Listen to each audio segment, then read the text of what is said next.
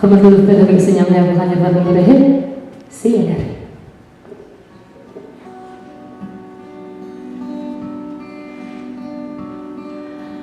Tattım benim hayal kuşum, alışkanda yalan duruşum. Buraya gittim hisler sağlam eder, dedim sevdim gurbet Siyeler.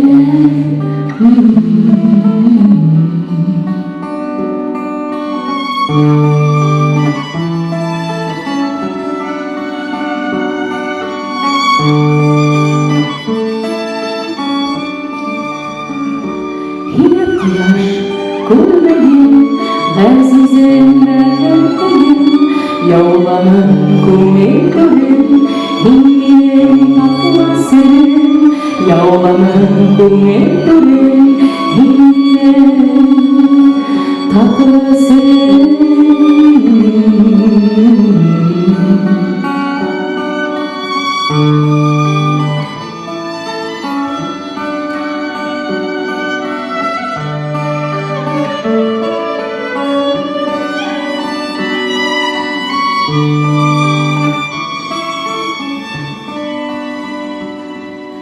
Beni sevdik ekmek bir günde, benim gele asmak seni.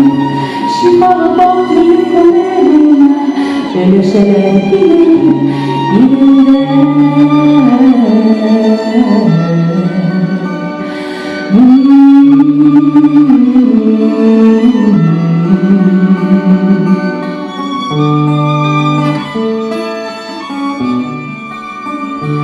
Yine kıyaş kurbeyin, azizim benim, yollanın kumetorin, hingin tatmasın, yollanın kumetorin, hingin tatmasın.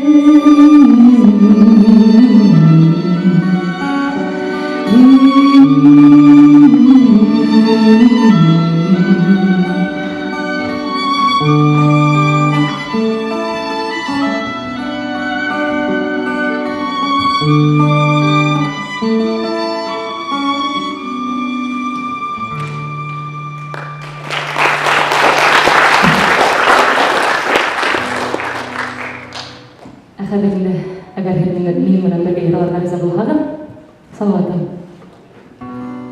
Riza Bulhagan, berikan kembali.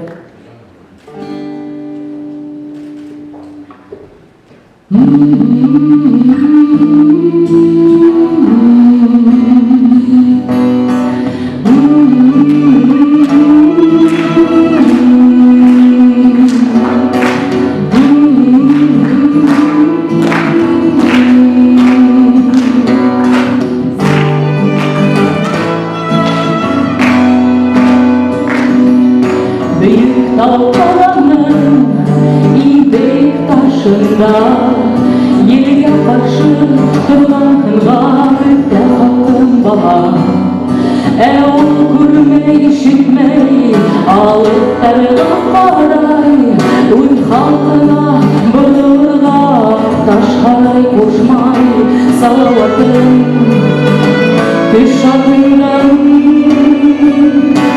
halkın barırının ardından yavla tübel inen işikte şapkın zaman salavatın sidreşme halkından.